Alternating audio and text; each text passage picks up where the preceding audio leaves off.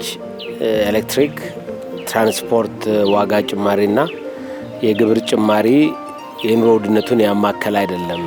ኮሌራ አዲስ አበባን ጨምሮ በሀገሪቱ ዋና ዋና ከተማዎች ተከስቷል። ጉዳዩ መንግስት ደብቆታል። የኢትዮጵያ ትምህርት ጥራት በእጅጉ የተጓደለ ነው። ለዚህም ዋነኛው ምክንያት ለመምህራን በቂ ትኩረት አለመስጠቱ ነው።